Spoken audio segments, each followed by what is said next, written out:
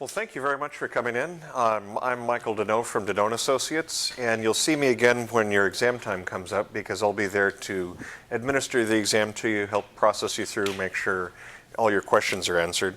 As I go through this, feel free to interrupt me with questions, and I'll try to get more questions at the end if you have any of those.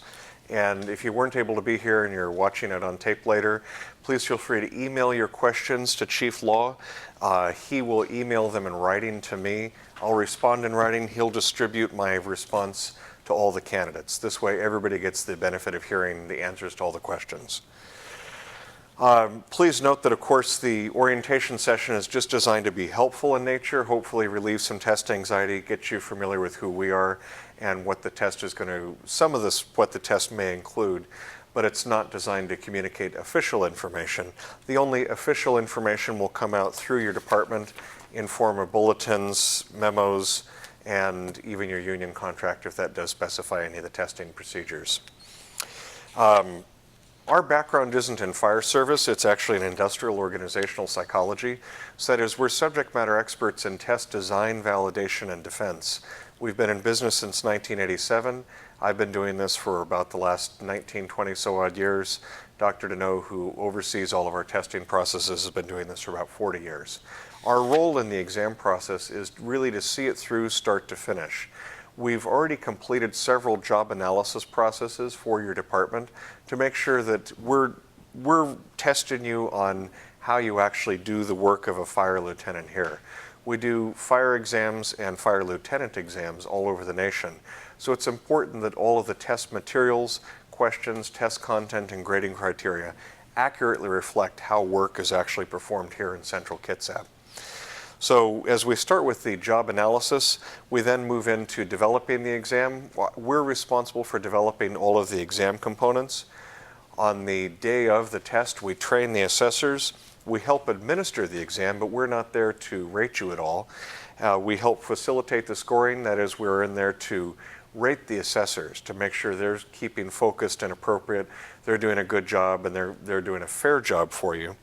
And at the end of it, we prepare the score reports, but again, we don't actually score you ourselves. For the written test, our only hand in scoring that is pushing it through a machine to score your Scantron. There's no judgment that comes into play on that. It's the machine just reads it one way. Our only contact with you will be here today, and then at the exam, your scores will be communicated to you through probably your HR unit, but not through us. If you have any questions, we ask that you just direct them to your department, not to us. We aren't able to answer individual candidates' questions. That's sort of the overview of everything I'm going to be talking about. So as going into the job analysis, again, we want to make sure that all of the test components, all of the questions, the grading criteria, does really reflect how you do work here in Central Kitsap. That is, we don't want to make the test harder or easier than the job is. We want to make sure that anything we give you, whether it's an emergency scenario or a test question based on some of the non-Central Kitsap sources, such as the IFSTA sources, the Mittendorf sources, that those really reflect how your fire lieutenants function here in Central Kitsap. We want to make sure that we're looking at the essential work functions, so things that fall out of the testing process end up being things that just aren't important, that they're not performed frequently enough for us to need to test it. It's like once every 5 or 6 years you might have this. Or they may be something that you perform all the time but are really unimportant. Like, we know you know how to put on your turnouts, we're not going to put that on the test. So, as we develop the exam, our company is responsible for developing all of the exam components. As you probably heard me telling Chief Law earlier, we've finished development of the written multiple choice already. For the written multiple choice test, we've developed about 150% of what you're actually finally going to see. For all of those questions, your department will review all of them and approve them for use in the exam. This way they're validating the test for the actual job of fire lieutenant. So you're not getting a generic test, you're actually getting a very Central Kitsap specific exam. We made sure there's a lot of questions that are based on your internal sources, and the sources we're using for the written test are listed there at the bottom on your promotional exam announcement. They're not in the handout that I have for you, they're in your exam announcement. There's one on there that says Central Kitsap Tactical Materials, Command Boards, and Associated Scene Management Tools. As you're studying for the written test, study for how those are used in the field, because that's going to be where they're used. We're actually going to have those out for you in the assessment, so that way you'll be able to use them as you'd use them in the field when you come into an emergency exercise. The pieces we're writing individual written test questions, that is multiple choice questions on, will be all of the others, like the Jones and Bartlett, the Mittendorf, and then the Fire Lieutenant Test Resource Manual. I know that's a lot of stuff that they have on the little electronic drive for you. We've already used all that. He gave it to us a while back. We've been writing more questions, and we made sure that they're all up to date on all of this material. So people always ask, if you're studying those non-Central Kitsap sources like the Fire Officer, Truck Company, those books, there might be review questions at the back of each chapter.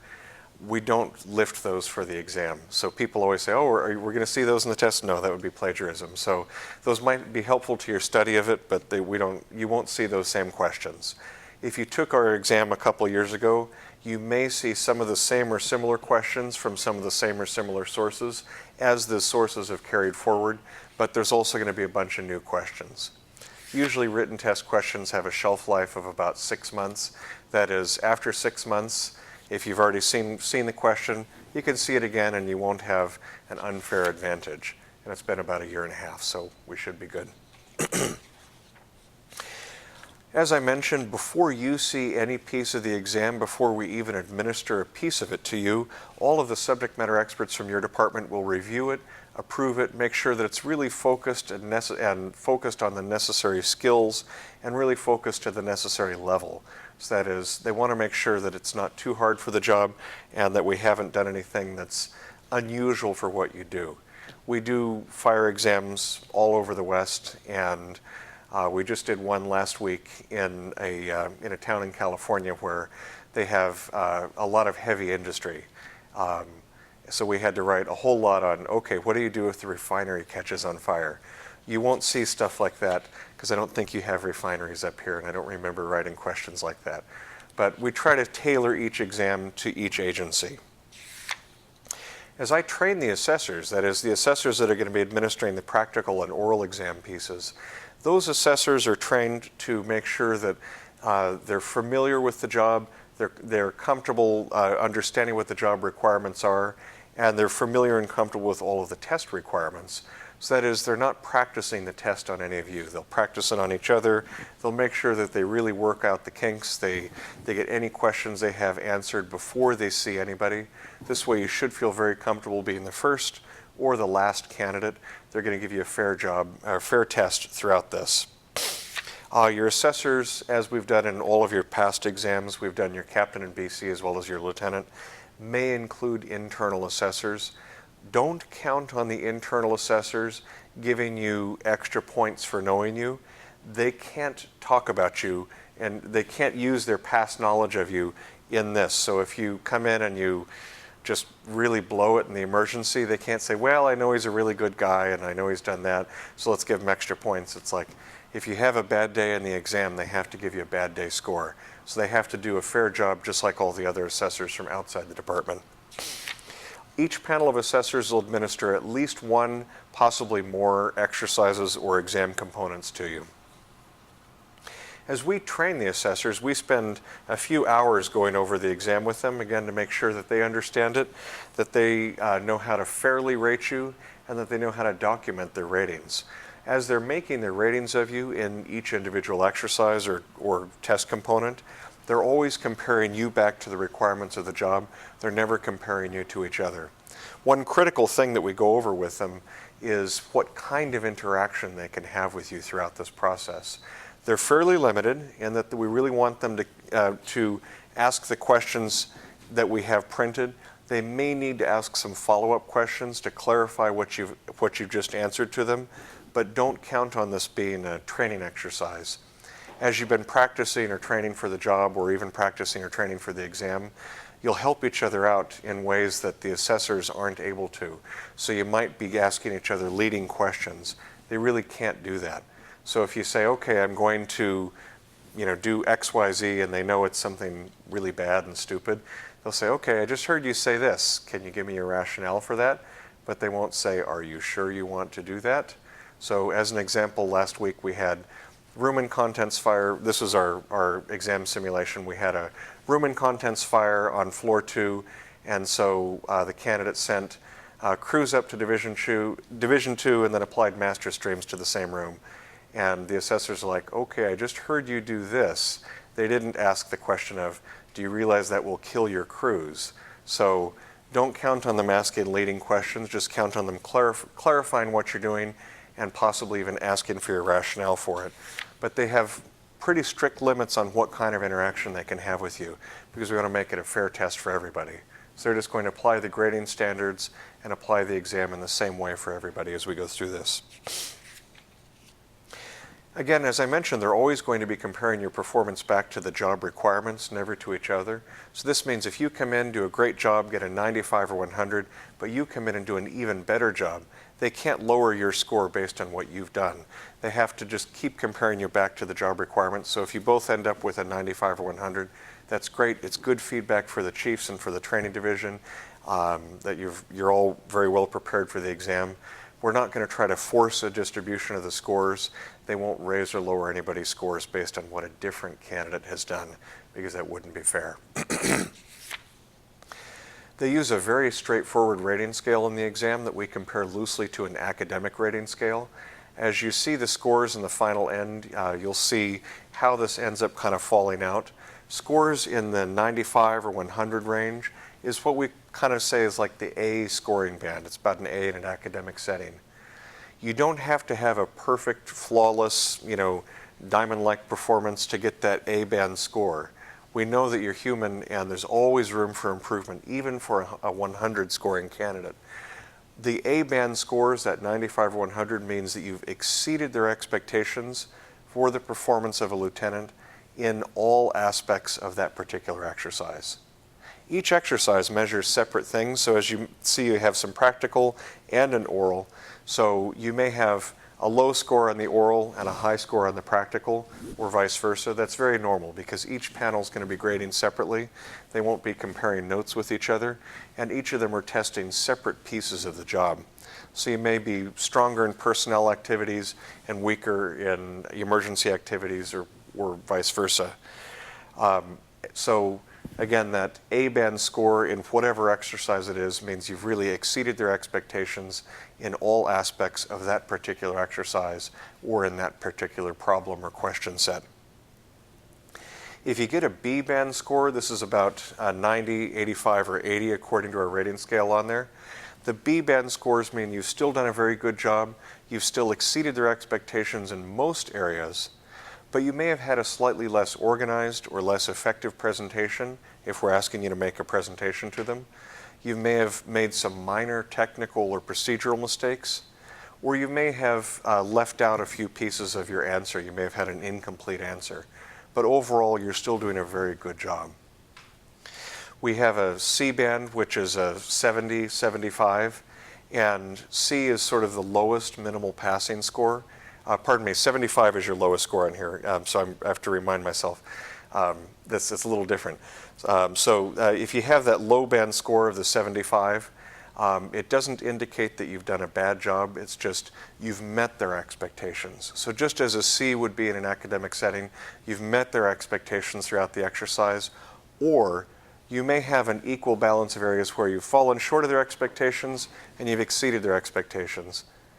Overall, it just works out as you're fine. You've met their expectations, you're safe, you're effective, you're okay to be promoted according to that particular exercise. If you make any errors of life safety, they will give you a failing score on that particular exercise. We can't make up for that, so that's fairly self-explanatory. Life safety errors aren't the only way that you can receive a less than passing score in an exercise, though.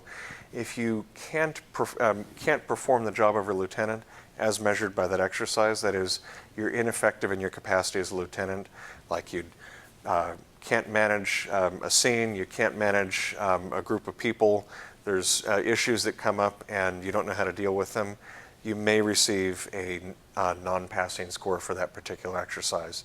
It doesn't mean you're a bad person if you receive that score. Just please study that piece, get ready for next time, and we do sincerely hope that you're able to improve and come back next time and do better for us. We do require from the assessors that they reach relative consensus on their ratings for you. So you won't have any loose cannons. People sometimes ask, well, what if one person gives me a fail and one person gives me 100? Wouldn't be possible. We want them all, before they see any of you, to make sure they understand the requirements of the job, so they're using the same measuring stick and using it in the same way for everybody. This keeps the test fair and keeps it valid. So that way, again, they're comparing you back to the job requirements, and they're valuing the same things in the same way. So we won't have one person saying, oh yes, that's the best thing in the world, and another saying, that's horrible. They've been trained the same in their jobs and here in the exam, so they'll be able to give you a very fair score and reach a relative consensus.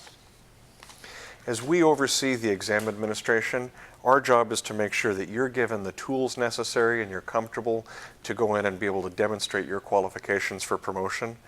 And particularly, we're there to work with the assessors and make sure that they're doing a fair and consistent job.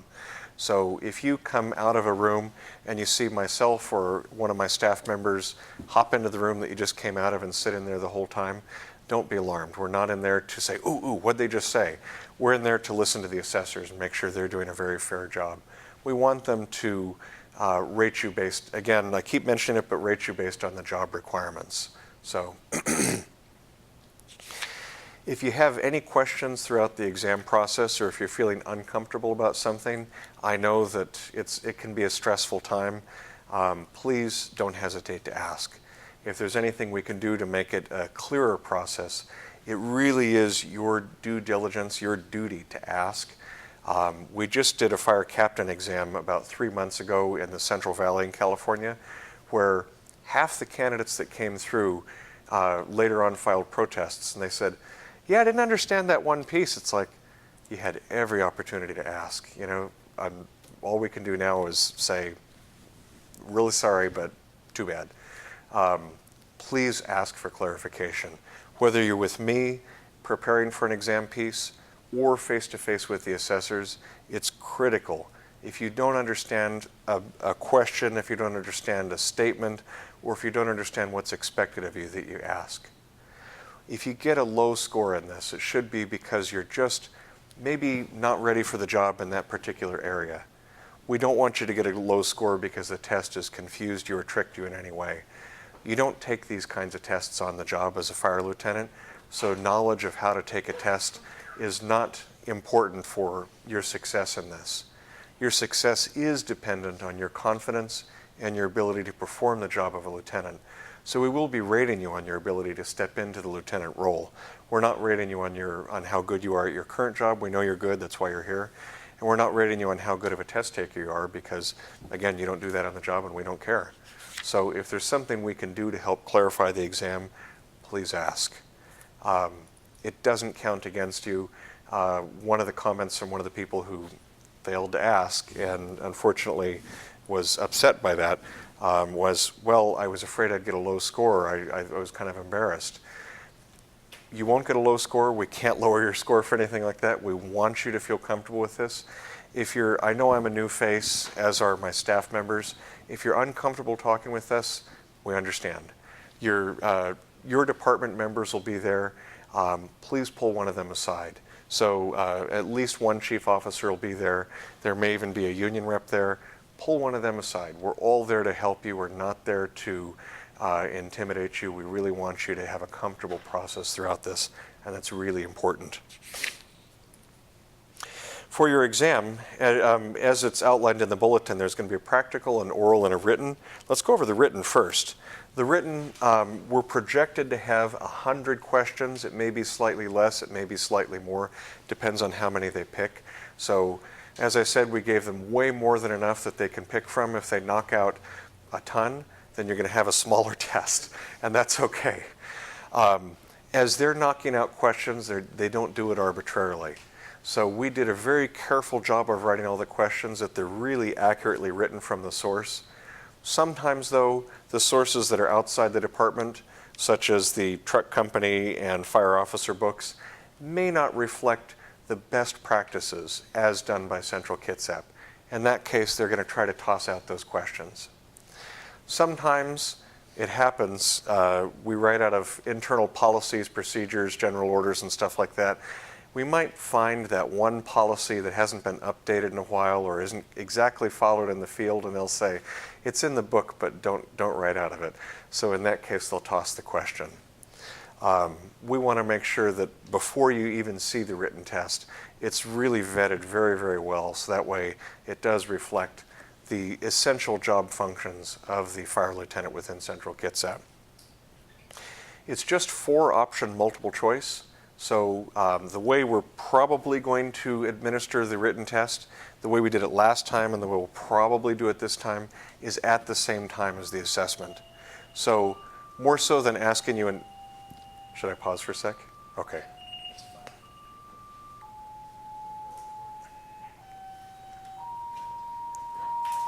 It's videotaped. You'll get the advantage of that. So we'll make sure you don't lose any information.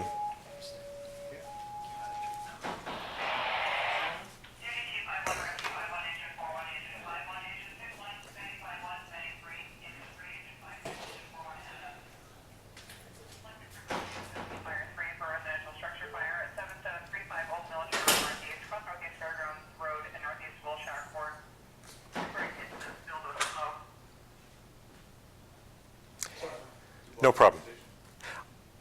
Is that thing still taping? Yes. Okay, great. Well, everybody who just left will get the advantage of hearing on tape, and you guys get the pressure of asking questions on their behalf. In the written test, it's 4-option multiple choice questions. So it's just one correct answer per question. What we always tell people is make sure you read all 4 options before you answer one. If A is definitely correct, make sure you rule out B, C, and D before you answer one of those. We're going to probably administer it, as I was mentioning, during the time of the assessment. So more so than asking you an abstract question of how would you manage your time, which everybody can fake their way through that question, we're going to force you to manage your time. We're going to say, here's a written test. Okay, you get about 20 questions into it. I'm good, actually, but thank you very much. Get about 20 questions into it, we'll pull you out for an emergency, just like this happened, or we'll pull you out for a personnel activity, something like that. So we're going to end up, because we're probably going to administer it that way, giving you an extra amount of time on the written test to kind of make up for the stress of being pulled out. But the stress of being pulled out of it is part of the test. We will make sure that you have more than enough time, but it's your responsibility not to waste your time. We've seen it so many times in exams like this. When we structure the exam that way, candidates will start their day off by taking a break. And if you do that, there's enough time for you to have a couple small breaks and be relaxed during the day. But if your whole day is just a long break, you're going to run out of time and you're going to probably get a very bad score on the written. So Can you say how much time there would be for the test, or do we know yet? we don't know yet. So it sort of depends on what the schedule is going to look like. If we only have 3 people apply, as I had last week with my captain's exam, then we're going to keep you here all day. If we have 15 people apply, as we did a year and a half ago when we did your exam, we're going to have you here for probably half a day. So as for the written and for the assessment at the same time.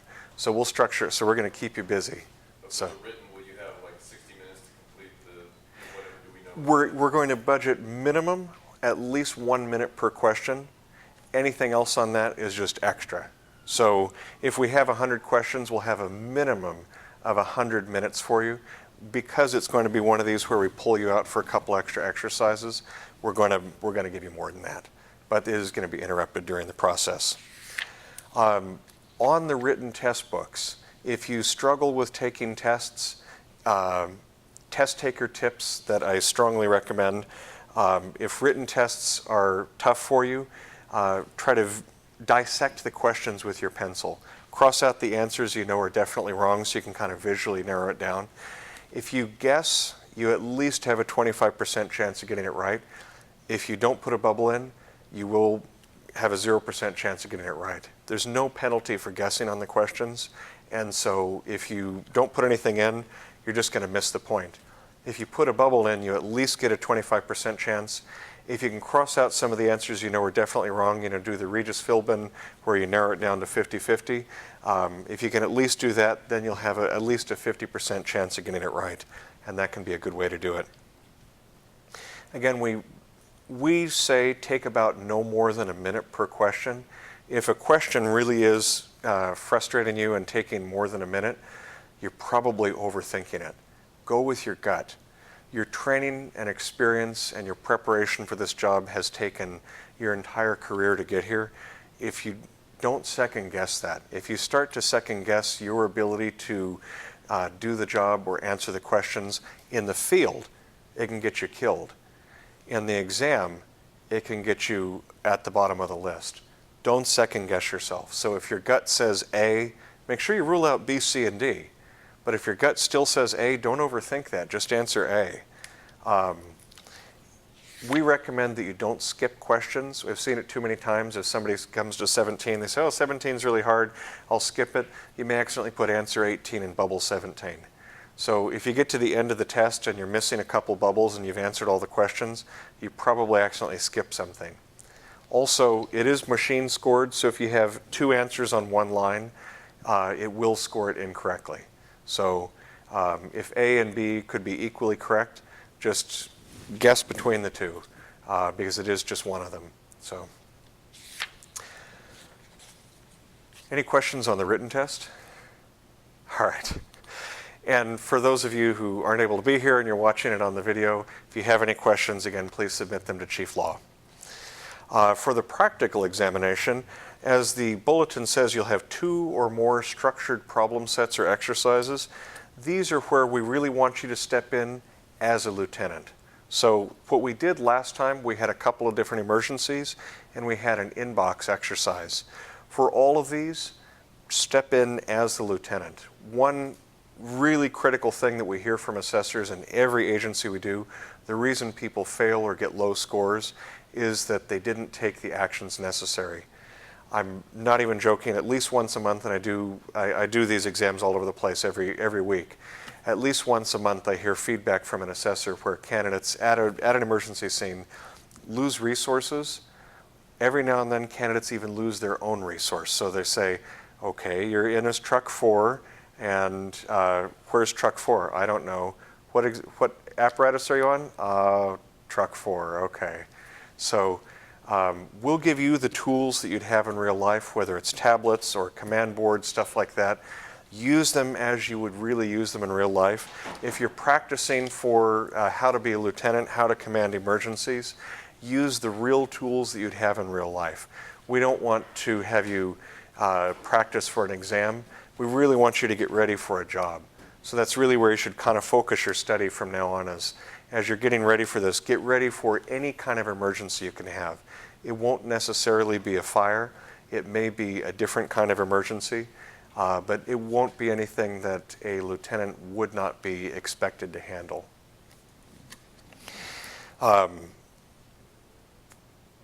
With emergencies, I have confidence that all of you will do really well. You've been practicing that all your career. The part where everybody has the hardest time, especially in first-line supervisor exams, is the personnel exercises. These include inboxes, role plays, public contact meetings.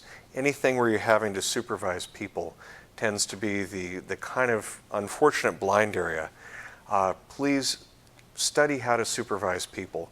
It may not necessarily be a source that you find on your reading list, but if you know of another source that tells you about how to lead people, how to supervise people, if it could help you on the job as a lieutenant, it could help you in the exam. Get ready for the job, not for the exam. So we won't, the assessment center, unlike the written test, is not developed yet.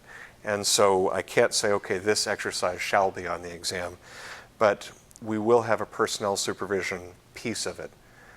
Part of the personnel supervision piece can be in the emergencies as well. We have done at the end of emergency exercise say, okay, your engineer just slipped and sprained his ankle and he says he wants to go home. Now what?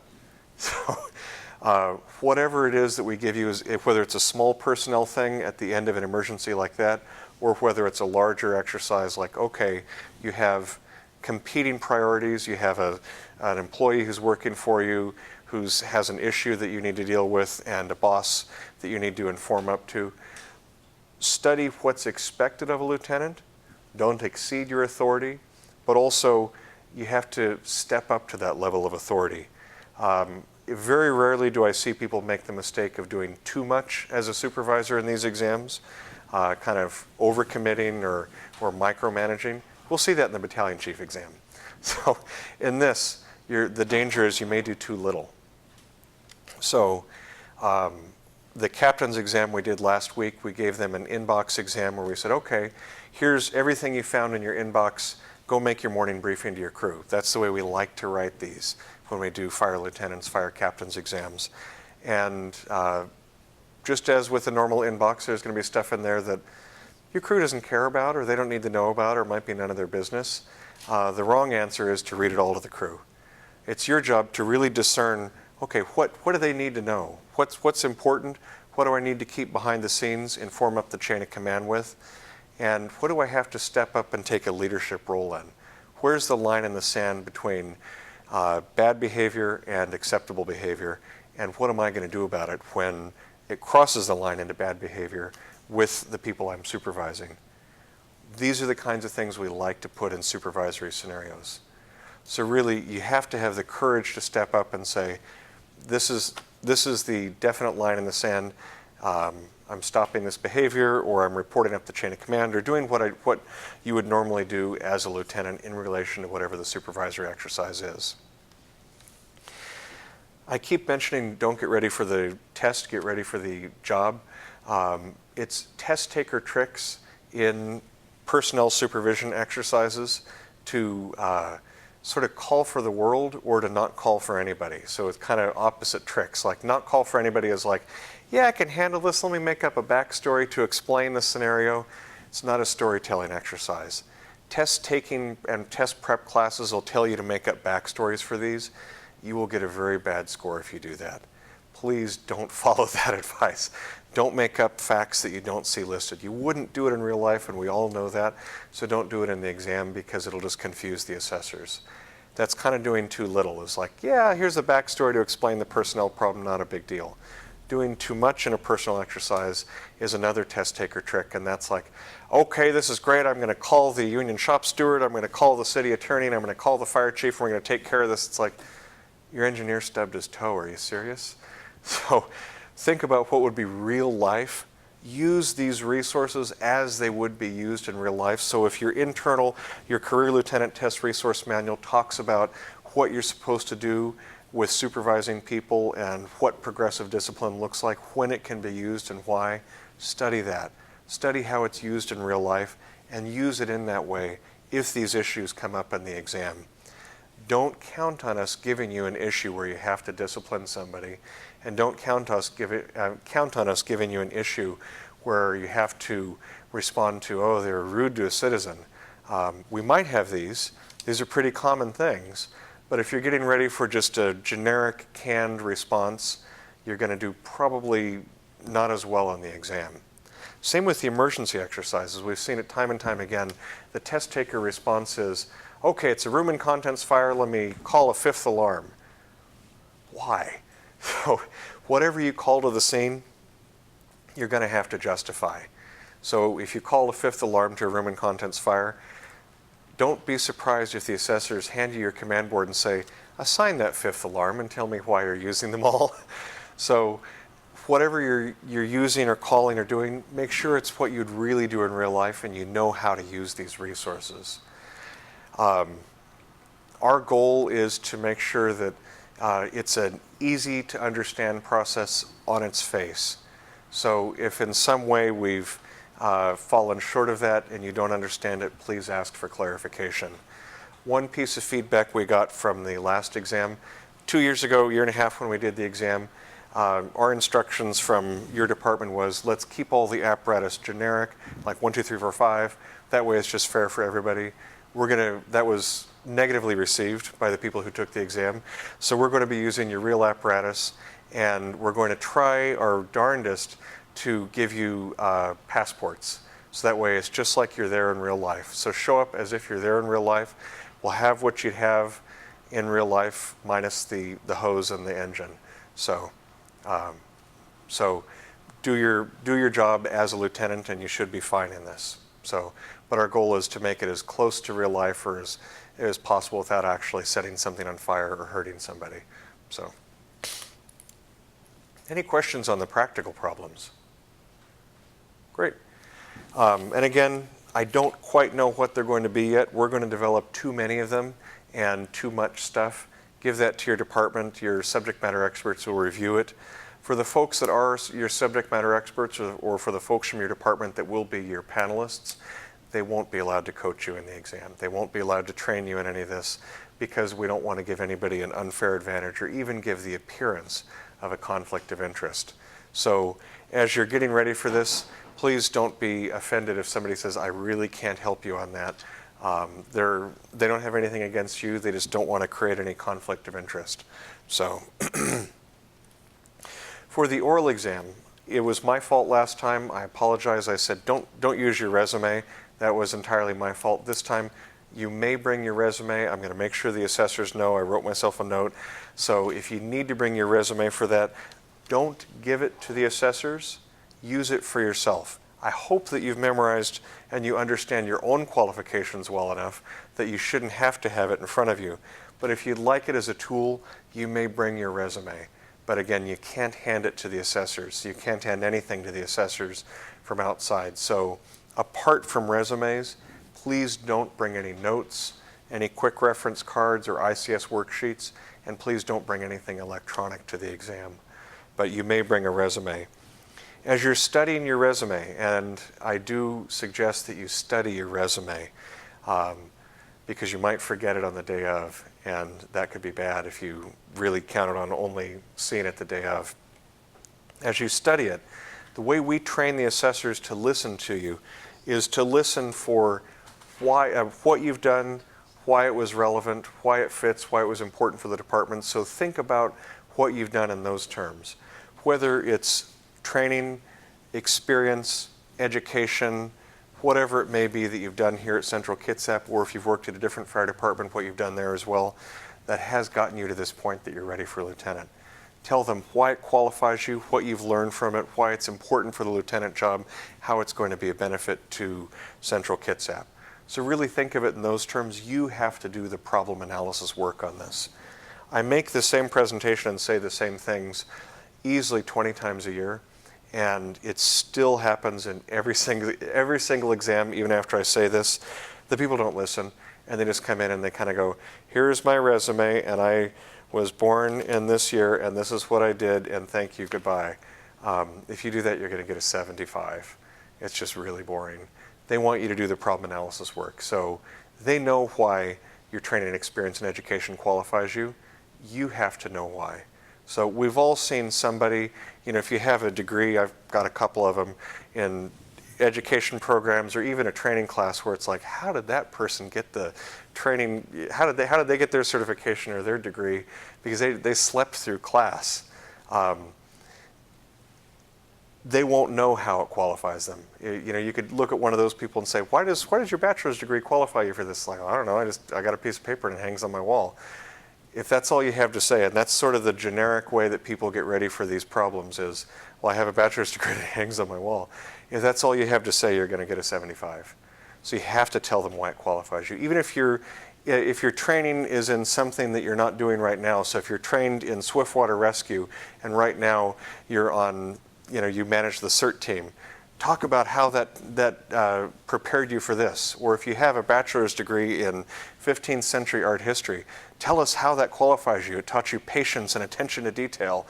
Tell us how it qualifies you for this, because they all do, and you can make them work.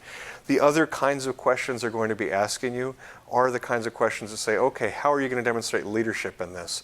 I use this as an example in most of the presentations I make because it was a real answer I got about 5 years ago.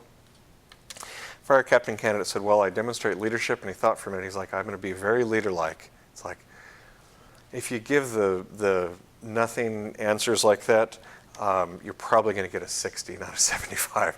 I can be very leader-like too, but I have no business being a fire lieutenant. I'm totally unqualified for the job, but I can give those kinds of generic answers, and I shouldn't be there. If you give a generic answer like that, just very buzzword heavy, with not a lot of substance, you're going to get a very low score.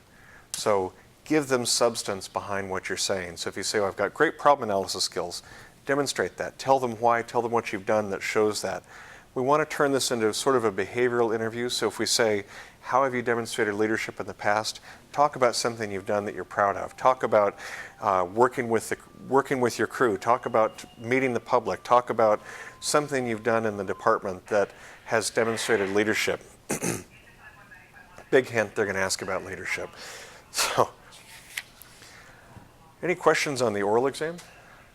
It should be fairly straightforward. They're going to have a lot more questions than you think you're going to reasonably be able to answer in the time we give you. Whether it's 3 questions in 30 minutes or 10 questions in 10 minutes, it's going to feel tighter than you anticipate. What we want you to do is get right to the marrow of the matter. Just get right to the point.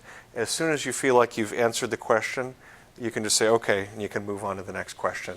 But if you answer in 10 minutes what should have been answered in 1 minute, you will run out of time to answer all the questions, and you may get a very low score in the exam. To keep it fair for everybody, we have to keep this time consistent from person to person in all panels. So we can't ask you 50 minutes of questions and you only 5. So we have to keep it consistent and say, okay, if you're done in this amount of time, then so be it.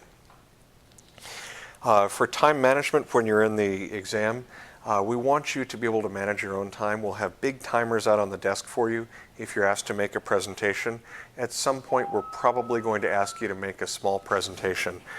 Monitor your own times, that way you know how much time you have left and how much you're using. If you use a significantly small piece of the time that we've given you, like we did a battalion chief exam last week right after fire captain, we gave these guys a 20-minute presentation. No joke, 2 people were done in 3 minutes. Guess how they did? So if you make a 3-minute presentation in what should have been 20, keep talking. Find something to re-explain, go back over your notes, keep talking. So it doesn't look good. So if you get to the end of the presentation time and you're only through with your introduction and your kind of overview of what you're going to say, that's also not so good. They can't extend the time for you. So monitor your use of time, make sure that you're getting the information out that's necessary and an explanation for it. That's the real thing that they're really going to be looking for, is an explanation for the actions you're taking, is the rationale for the actions you're taking. So whether it's something in an emergency scene or something in a personnel scene or public contact, whatever it might be, tell them why you're doing what you're doing and what you expect of who you're talking to. So if you assign rapid intervention at an emergency, they'll need to know, okay, they might ask a follow-up question after it's all done. Okay, you assigned rapid intervention. In what circumstances would you deploy the rapid intervention team? And where would they be? What would they be doing? Who would they be communicating with? These are the kinds of questions they may be asking. So, questions? Great. I've kind of skipped over a lot of the stuff in here, but this is a very generic overview. We've used kind of the same ones, so mostly what I'm saying is kind of the more in-depth overview. A couple weeks ago, we did another exam where a couple of candidates had paid thousands of dollars to somebody to train them in how to prepare for the exam. They have exam prep classes. I strongly recommend that you don't do that. What I'm saying is going to be the honest-to-goodness best prep class that you can do, and I'm free. People that take prep classes oftentimes prepare for the wrong things. They're taught to argue with the assessors, no kidding, and they're taught to answer questions that aren't asked. As a result of that, like in the middle of the emergency, one candidate was like, okay, let me tell you about my resume and what teams I've been on. It's like, you telling this to dispatch, buddy? Because we don't care. So listen to what they're actually asking you. Don't try to insert what you want them to ask you into the exam. So, but listen to what they're actually asking you. It should seem like a dumb thing to say, but in almost every exam we see it anyway. When you show up at the assessment center, and again, this comes from past assessor comments and candidate mistakes that we've seen, treat every assessor as if they're responsible for giving you your job. So the Central Valley agency that we worked with, they were all required to wear their Class A, their parade uniforms.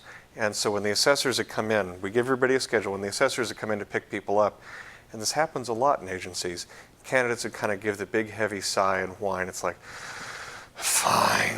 They'd pick up their jacket and they'd slowly put it on, and 3 minutes later they've had another sip of coffee and they've said goodbye to their friends and they're out the door. It's like, that leaves a really bad taste in the assessor's mouth. Don't do that. It's like if they come in and the assessor's like, hi, I'm Michael. Look and see how many bugles they have. You might need to say, hi, Chief.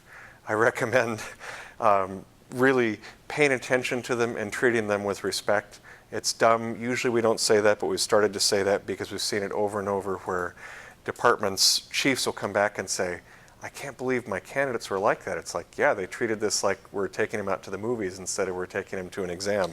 So treat the assessors with respect. It will make a difference.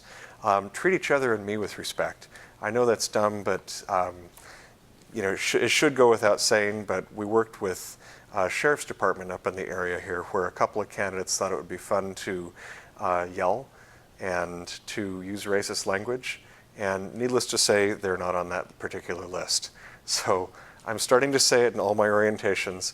I recommend that you come in as if you're on display the entire time, not just when you're face-to-face with the assessors. Although that's the only time they're filling out a rating form, you're on display the entire time. They will remember it, and we will remember it. So usually the only time I remember people's names, and I'm really bad with names because I meet so many people, is because I got yelled at. So I don't want to remember your name for that reason. I want to remember it because you've got the crossed bugles and you're wearing a white shirt someday. So please show up on time. Last week during the captain, and I don't mean this to be a gripe session about anybody, but this is really important stuff. Last week during our exam, 45 minutes after we started the test, the written test is already going on, people are preparing for exams. One of our candidates who'd been missing, who was also the union president, shows up and he's like, oh, I thought it was 8:15. It's like, no, here's your notice to appear. It was 7:15. He's like, oh, well, too bad. I'll just keep working. It's like, it's to your advantage to show up on time. Whatever time we give you for the written test or for your report time, plan to show up early, get familiar with the building, find us. If you're out at your car or on the phone or not there in our check-in facility right at the start time, you will miss a big piece of the exam, including instructions, including probably a prep period for a panel. So it's really important that you're there on time. If you happen to be on shift or coming off shift, and that's when you're scheduled, and you are running late, call every chief in the department, call dispatch, call chief law, call your union president, call somebody to get word out to us. We'll hold the exam for you. So if it's circumstances beyond your control like that, we will make sure that we wait for you and we'll hold the exam. You will not be put at any disadvantage. But if it's the line at Starbucks was super long, we can't do anything. So this happens about every other exam, so it's just worth mentioning. So, and I know you're all nice people and this wouldn't happen here, but it's worth mentioning just anyway. So as you prepare for your exam, as you're studying these materials on your reading list, keep in mind, again, the reading list piece that says Central Kitsap Tactical Materials, we don't have multiple choice questions on those. That's going to be on your assessment center. So you don't have to memorize what the command worksheet looks like. We'll have it at your assessment center and you'll be able to use it. It's a tool to use at the assessment center. It's not required to be used at the assessment center. We'll have a lot of tools you can use there, like notebook paper when you're in the emergency. You won't be able to bring in stuff from outside and you won't be able to take any notes you have with you after the exam, so no souvenirs are allowed. But it's a tool that you may use. You're not required to. There's no upgrade or downgrade for taking or not taking notes. It's just, if you're like me and you need to write stuff down in order to remember it, do it. It's not a problem. They won't read your notes. If there's a writing exercise, we'll make sure it's spelled out really clearly. We're going to be reading this. Give me only what you want them to read and grade. Apart from that, they won't read your notes. People sometimes ask when there's dry erase boards or easel pads in rooms if they can use them.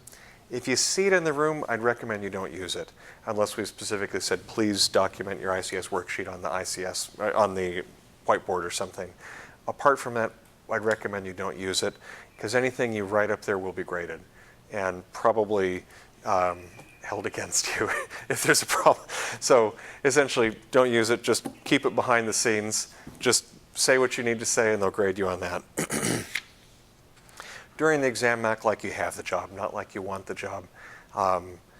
Sometimes we have to remind this actually of battalion chief candidates more than lieutenant candidates. I know you want the job and I know you're ready for the job, but sometimes with higher level folks we have to say, remember you're a BC, so you have to take this extra action. So in here, you've been spending years and years getting ready for this promotional opportunity.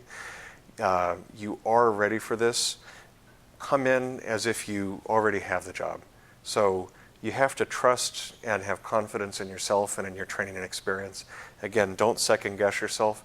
The worst mistake, the absolute worst thing you can do during the exam is to lose confidence in yourself. If you came out of an exercise and you're feeling less than confident or less than comfortable with it, throw it behind you. Go get a drink of water. If you need to, step outside and get some rain in your face. Just freshen up for a minute, but don't walk out. Don't psych yourself out for the next one. We want you to succeed. You've probably done much better than you think you did. I've seen so many times candidates come out and they practically want to start a smoking habit because they feel so bad about an exercise, and it's something they just got 100 in. So you're going to feel worse about it than you actually did. You're going to second guess yourself, and there's always something you can improve on, even if you're that 100. But if you psych yourself out for the next exercise or the next piece of it, that's when you can really hurt yourself. Just trust your training and experience. You are ready for this job. You really are. Please read all the questions and instructions carefully. We'll make sure that we spell it out as clearly as we can, but if we give you something to prepare for, if there's a piece of it that's not clear, if you don't understand what a statement means, a question, a phrase, an acronym, whatever it is, please ask for clarification. We, again, want to make sure that you're comfortable with it. Don't go into the assessors and say, not quite sure what this meant. So just tell me, I'll make sure I can help you. And again, the machine is going to score your written test. There's no human judgment in that. It's either the machine reads the right bubble or it doesn't. Don't be worried if you feel like you have a big smeary erase or something. We will hand check all the Scantrons that go through the machine, and I'll mention this again the day of. So if you have an eraser, sometimes erasers are old and they do a better job smearing than erasing. Check your eraser before you need to erase anything on it. And if you really can't get it up, just let the smear be there. I'll have you write down, okay, number 17 is A or whatever it is. And we'll make sure we have the machine read it that way. But don't erase it until it tears a hole in the page, because then it really can't read it. So. Are all the evaluation sheets Scantron sheets? Just the multiple choice test. With the assessors, they're actually handwriting the evaluation sheets. They're circling numbers, and then they have to write a validation statement for why they gave you that number. So just as with the police report, they have to write down the elements of the crime to justify the charges. The assessors have to write down the elements of your performance to justify the score they've given you. So more so than simply writing good job, bad job, they have to write down, okay, you did a good job because your size up was great, you communicated very well, you called for appropriate resources, and you commanded the incident well. It's like, oh, that's about a 95. So if they have to give you a low score or a failing score, they have to document a little bit extra for me to say, okay, really, we're sorry, but here's where you did not meet the job standard, and here's why, and here's a particular job standard that you're expected to meet. That way they document a little bit extra just to make sure it's clear for everybody. After the end of the exam, it'll take us about 5 business days to get all the results together, send them off to your department. I do so many of these, I forget what your system is here, but it'll probably take them a couple of weeks to get the results to you. I know you're going to be anxious to get them. Between 5 to 10 days. Okay, that's great. So we do it on a priority basis, so we pretty much fly back with the results and drop everything to score it. But if you test on day one, we won't fly back with them until the very, very end of the exam, and we won't even enter them in the computer until the next business day at least. So if the exam ends on a Friday, we won't even start touching it until Monday. So don't count on it coming over the weekend or anything like that. Oh yeah, it's pretty much, if I go to the bathroom, it comes in with me. I don't let those out of my sight. All the exam materials are confidential, so we ask that because it is going to probably be a multi-day exam, whatever piece of the exam you come into, please keep all exam components, questions, instructions, assessor names confidential. Please don't share information about the exam to anybody for any reason until after the end of the exam, and we'll discuss more about the limits of confidentiality with you when you actually show up. The only exception to this confidentiality rule is your protest rights, which are outlined in your union contract. Apart from that, please don't talk about it with each other or share any other information about the exam. Please don't bring anything electronic to the exam. I know that life gets in the way and you may need to monitor your phone for personal reasons or for work reasons. That's okay. If you need to bring your phone, I know it's dumb. We have to supervise your use of the phone. I trust you. A couple years ago, we were doing a police captain exam, actually, and one guy brought out his phone because he was like, has the baby been born yet? And it was pretty important. 3 other people protested that guy because they're like, oh, he had his phone. We weren't allowed to. It's like, really? You're going to be that way? So it's just our blanket rule in every single agency now that if you need to use your phone, we'll let you. We just have to supervise it. We don't care what you're texting or emailing. Don't make us get up every 5 minutes so you can text somebody. But if it's an important message or phone call you need to make, we'll be there. And we're there on your side. We're just there to make sure that nobody else can accuse you of any wrongdoing. All the funny little rules we'll have at the exam are entirely there to benefit you. So they just come from past candidate mistakes. That way nobody can accuse you of any wrongdoing at all. The bulletin does say bring food. Please bring food and water. You may be hungrier or thirstier than you think you'll be. And it's okay to bring a bottle of water into the assessment panels. I know your throat's going to get dry at some point talking with them, so please make yourself comfortable. And I didn't see it specified in here. I don't know if it's specified in your union contract, but I recommend just wearing your station uniforms. That's probably what the assessors will be wearing. Please be comfortable. You wear it to work every day. Don't go out and buy a new suit. Is that okay? Yeah, station Class B. Yes, please. Don't go out and buy a new suit. They're not that comfortable, and they don't look all that great, and they can't give you a score. So just wear what you'd wear to work. That's what we'd normally expect. Here's a little list of our staff. We've kind of gone over that with you already. It'll probably be me and then Matthew. I realized I didn't have a little slide for him. Sorry. He's an analyst who works for me. Nice kid. He was here for the battalion chief exam. And again, if you have any concerns or questions during the process, please let us know right away. Again, if you're not comfortable speaking with us, it's really okay. Check in with your chiefs, check in with, if there's a union rep there, check in with them. If your HR reps are there, check in with them. Check in with somebody so you don't just go through the day in silence worrying about what happened. Just check in with us. We'll try to help you out as much as we possibly can. And good luck in the process. I know it's an important time for you, and you have spent a long time preparing for this. Our promise is to treat you with respect throughout the process and make sure that you're given every opportunity to demonstrate your qualifications for promotion. But if there's anything we can help you with, please let us know. Do you have any questions? Great. Did I cover everything, or do you have any questions, like plant questions? Great. I think you got everything. Great. Thank you very much for coming or watching this. And again, if you do have any questions later on, please just email them to Chief Law. I will respond to him, and he'll distribute it to everybody. Thank you.